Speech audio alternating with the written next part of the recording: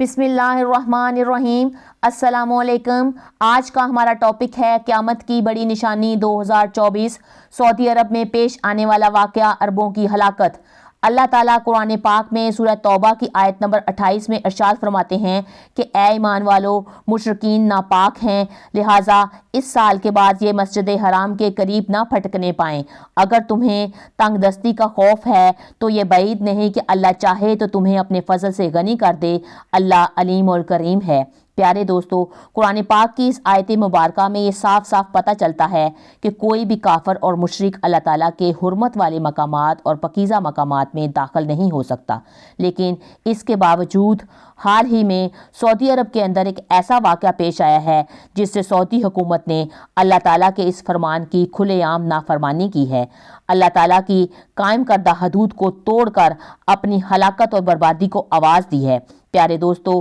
آج کی ویڈیو میں ہم آپ کو بتائیں گے کہ کافر اور مشرک لوگ اللہ تبارک تعالیٰ کے حرمت والے مقامات پر کیوں داخل نہیں ہو سکتے، اور اگر کافر اور مشرک اللہ تعالیٰ کے ان حرمت والے مقامات میں داخل ہو جائیں تو ان کی کیا سزا ہے، اور سعودی عرب میں پیش آنے والے اس واقعے کا عربوں کی ہلاکت کے ساتھ کیا تعلق ہے۔ ان تمام تر سوالوں کے جواب آپ کو قرآن اور حدیث کی روشنی میں بتائیں گے۔ ویڈیو کو بالکل سکپ کرنے کی کوشش مت کریں، آخر تک دیکھیں، اور اگر آپ چینل پہ نیو ہیں تو چینل کو پلیز سبسکرائب بھی کر لیا کریں۔ اللہ تبارک و تعالیٰ کا کلام قرآن پاک اس امت کے لیے ایک نمونہ ہے۔ جیسے قرآن پاک میں پہلی امتوں کی ہلاکت اور بربادی کے واقعات کھول کھول کر بیان کیے گئے ہیں کہ پہلی امتوں کو اللہ تبارک و تعالیٰ نے کس طرح اور کیسے کیسے تباہ و برباد کیا، اور ان پر کون کون سے دردناک عذابات نازل فرمائے۔ پیارے دوستو، عرب والوں کو اللہ تعالیٰ نے پوری دنیا پر فضیلت عطا فرمائی اور ان کو پوری دنیا سے ممتاز کر دیا۔ وہ اس لیے کہ جیسے اللہ تعالیٰ نے اپنے پیارے حبیب حضرت محمد صلی اللہ علیہ وآلہ وسلم کو عرب کے اندر پیدا فرمایا، اور اس سے بڑا کرم یہ کیا کہ اللہ تبارک تعالیٰ نے اپنا پاک کلام قرآن پاک کو بھی عربی میں نازل کیا، اور اس طرح سے اللہ تعالیٰ نے عرب والوں کو پوری دنیا پر فضیلت بخشی۔ چاہیے تو یہ تھا کہ عرب والے اس فضیلت کو برقرار رکھتے اور عرب سے پوری دنیا میں اسلام پھیلتا، لیکن افسوس، عرب کی موجودہ جو حکمران ہیں ان کے اندر مال و دولت کی ہوس پیدا ہو گئی، اور دین کو پھیلانے کی بجائے انہوں نے دبئی جیسے شہر کو بنا کر فحاشی کو سر عام پھیلانے کی کوشش کی ہے، اور پوری دنیا کے لوگوں کو فحاشی کی دعوت دے رہے ہیں۔ قرآن پاک میں مذکورہ جتنی بھی قومیں جن گناہوں کی وجہ سے ہلاک ہوئی تھیں، وہ یہ تمام تر گناہ یہ امت بھی کر رہی ہے۔ سب سے بڑے افسوس کی بات یہ ہے کہ اللہ تبارک و تعالیٰ کے مقدس گھر اور اس کے حبیب حضرت محمد صلی اللہ علیہ وآلہ وسلم کے مقدس گھر کو بھی بخشا نہیں جا رہا۔ مکہ اور مدینہ کے حرمت والے مقامات کی بے حرمتی کی جا رہی ہے، جیسا کہ ترقی کے نام پر سعودی عرب میں سینما گھر بنائے گئے ہیں جن کے اندر سر عام وہ گناہ کیے جا رہے ہیں جن گناہوں کے بارے میں اللہ تبارک تعالیٰ نے سختی سے منع کیا ہے۔ اب موجودہ حالات کے پیش نظر ایک کافر اور مشرک عورت جو کہ مسلمانوں اور اسلام کے خلاف کھلے عام بولتی ہے، اس کا نام سمریتی ارانی ہے، اور اس کو مدینہ پاک میں اور مسجد نبوی میں احد پہاڑ اور مسجد قباء کا دورہ کروایا گیا ہے، جو کہ اللہ تعالیٰ کے حکم کے بالکل خلاف ہے، اور جو قوم اللہ تعالیٰ کے حکم کے خلاف جاتی ہے اس کا پھر کیا انجام ہوتا ہے، اس بارے میں قرآن پاک میں بہت سی قوموں کا ذکر کیا گیا ہے۔ اس بارے میں میں نے ویڈیو بھی بنائی ہے، قوم لوط کے بارے میں، قوم داؤد کے بارے میں، آپ جا کے وہ ویڈیو دیکھ سکتے ہیں کہ جب اللہ تعالیٰ کے حکم کے خلاف قوم جاتی ہے تو اس کا کیا انجام ہوتا ہے، اس کی تباہی بربادی کیسے ہوتی ہے۔ اور اللہ تعالیٰ کے حکم کے مطابق اس کافر عورت کو مسجد نبوی کی حدود کے اندر بالکل داخل نہیں ہونا چاہیے تھا،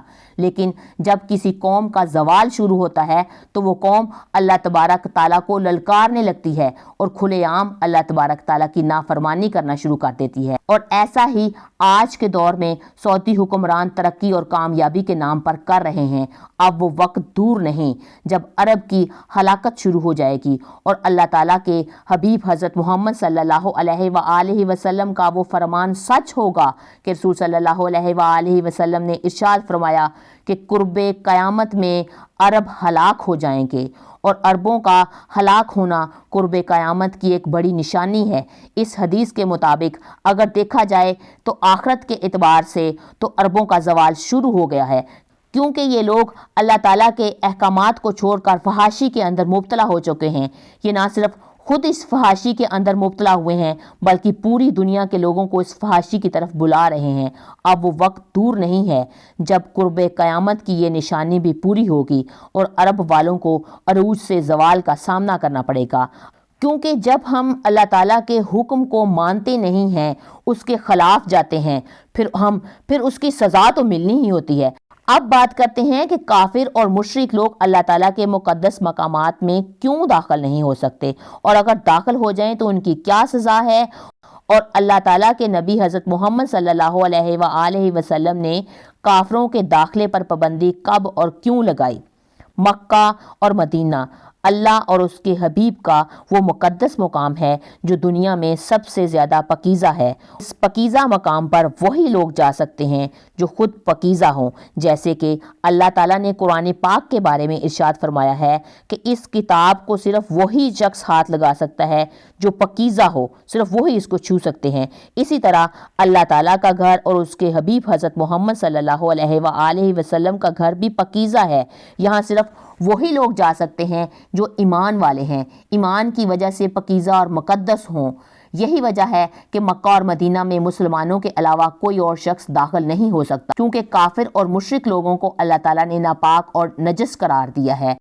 اور ایمان والوں سے مراد کون لوگ ہیں جو صرف مقدس مقامات پہ جا سکتے ہیں؟ جیسے کہ ہر ملک کا ایک کینٹونمنٹ ایریا ہوتا ہے، اور اس ایریا میں صرف وہی لوگ جا سکتے ہیں جو آرمی والے ہوتے ہیں، جو فوجی ہوتے ہیں، جو اس ملک کے لیے اپنی جان تک قربان کرنے کے لیے تیار ہوتے ہیں۔ صرف ان لوگوں کو اس کینٹونمنٹ ایریا میں جانے کی اجازت ہوتی ہے۔ اب میں اٹھ کے کہوں کہ میں بھی اس ملک کی بندی ہوں اور میں بھی اس علاقے میں جا سکتی ہوں، اس کینٹونمنٹ ایریا میں جا سکتی ہوں، تو ایسا نہیں ہے۔ میں وہاں نہیں جا سکتی، وہاں صرف آرمی اور فوج کے لوگ ہی جا سکتے ہیں۔ اور ایسے ہی اسلام کا مکہ اور مدینہ کینٹونمنٹ ایریا ہے، اور اس علاقے میں صرف وہی شخص جا سکتا ہے، ان مقدس مقامات پر وہی شخص جا سکتا ہے جو اسلام کے لیے اپنی جان تک قربان کرنے کے لیے تیار ہو، جو کامل مومن ہو، جو ایمان والا ہو، جو اپنی اسلام کے لیے جان تک قربان کرنے والا ہو، وہی صرف اس کینٹونمنٹ ایریا میں مکہ اور مدینہ کے مقدس مقامات پر جا سکتا ہے۔ اسی طرح سے ایک اور پہلو سے دیکھیں، جیسے ایک ملک سے دوسرے ملک میں داخل ہونے کے لیے ہمیں ویزے کی ضرورت پڑتی ہے۔ ویزے کے بغیر ہم کسی دوسرے ملک میں جا نہیں سکتے، بلکہ بعض ممالک میں تو ویزا بناتے وقت آپ کو سائن کرنا پڑتے ہیں کہ آپ ڈرگ اور منشیات تو نہیں لیتے یا اس کو بیچتے نہیں ہیں، جیسے امریکہ کا ویزا لینے کے لیے۔ اسی طرح سے مکہ اور مدینہ کے مقدس مقامات پر جانے کے لیے بھی آپ کو ویزے کی ضرورت ہے۔ بے شک آپ ملک سعودی عرب میں داخل ہو جائیں، لیکن ان مقدس مقامات پر جانے کے لیے آپ کو الگ سے ویزے کی ضرورت ہے، اور وہ ویزا کیا ہے؟ آپ اپنی زبان اور دل سے کہیں لا الہ الا اللہ محمد رسول اللہ، تو صرف وہی شخص جا سکتا ہے جس نے یہ کلمہ طیبہ پڑھا ہو، یعنی جو دل اور زبان سے اللہ اور اس کے نبی کو مانتا ہو اور اس کا پختہ ایمان ہو، وہی شخص ان مقدس مقامات پر جا سکتا ہے۔ کافر اور مشرکین پر یہ پابندی رسول کریم صلی اللہ علیہ وآلہ وسلم نے سن 9 ہجری کو لگائی۔ 8 ہجری کے بعد فتح مکہ کے موقع پر جب پورے مکہ کے اندر مسلمانوں کا غلبہ آ گیا تھا، تو سن 9 ہجری میں اللہ تعالیٰ نے قرآن پاک کی ایک خاص آیت نازل فرمائی، جس آیت کریمہ میں اللہ تعالیٰ نے صاف صاف کافر اور مشرکوں کو مسجد حرام میں داخل ہونے سے منع فرما دیا تھا۔ اور یہ آیت کریمہ قرآن پاک کی پارہ نمبر 10 سورہ توبہ کی آیت نمبر 28 ہے، جو ویڈیو کے شروع میں جس کا ترجمہ آپ کو بتا چکی ہوں۔ قرآن پاک کی اس آیت کے نازل ہونے کے بعد رسول کریم صلی اللہ علیہ وآلہ وسلم نے کافروں اور مشرکوں پر مسجد حرام میں داخل ہونے پر پابندی لگا دی، اور تب سے آج تک یہ پابندی قائم رہی ہے۔ لیکن افسوس کہ آج کے دور میں رسول کریم صلی اللہ علیہ وآلہ وسلم کے اس فرمان کی خلاف ورزی کی جا رہی ہے، جو آج سے 1400 سال پہلے ارشاد فرما دیا گیا تھا۔ اب سوشل میڈیا پر بہت سے لوگ اس ٹاپک پہ ویڈیو بنا رہے ہیں کہ مسجد نبوی میں ایک کافر شخص کو گرفتار کر کے لایا گیا تھا جس کا نام امامہ تھا۔ اس کو رسول کریم صلی اللہ علیہ وآلہ وسلم نے مسجد نبوی میں 3 دن تک مسجد نبوی کے ایک ستون کے ساتھ سزا کے طور پر باندھ کے رکھا تھا۔ وہ اس لیے رسول کریم صلی اللہ علیہ وسلم نے باندھا تھا کیونکہ اللہ کے نبی کو یقین تھا کہ وہ شخص مسلمان ہونے کے قریب ہے۔ وہ مسجد میں رہے، مسجد کے رنگ ڈنگ دیکھے، مسلمانوں کو دیکھے، ان کے انداز کو دیکھے اور اس کا دل مائل ہو جائے۔ اور ایسا ہی ہوا۔ جب آپ نے 3 دن کے بعد اس شخص کو رہا کیا تو وہ شخص ایک باغ میں گیا، نہا دھو کے واپس آیا اور رسول کریم صلی اللہ علیہ وسلم کے ہاتھوں اس نے اسلام قبول کر لیا۔ اب لوگ یہ کہیں کہ یہ واقعہ مسجد نبوی میں ہوا تھا، کافر کو مسجد نبوی میں رکھا تھا، تو یہ واقعہ 9 ہجری سے پہلے کا ہے۔ اسلام کو سمجھ کے مثالیں دیں، یہ 9 ہجری سے پہلے کا ہے۔ جب 9 ہجری میں سورہ توبہ کی آیت نمبر 28 نازل ہو گئی تو اس کے بعد اللہ کے نبی نے اس پر پابندی لگا دی۔ جو آج سے 1400 سال پہلے نبی کریم صلی اللہ علیہ وآلہ وسلم نے پابندی لگا دی تھی، وہ پابندی آج کے دور میں ختم ہوتی نظر آ رہی ہے۔ پیارے دوستو، اگر یہ کافر اور مشرک لوگ اللہ تعالیٰ کے مقدس مقامات خانہ کعبہ یا مسجد نبوی میں اس وجہ سے داخل ہوں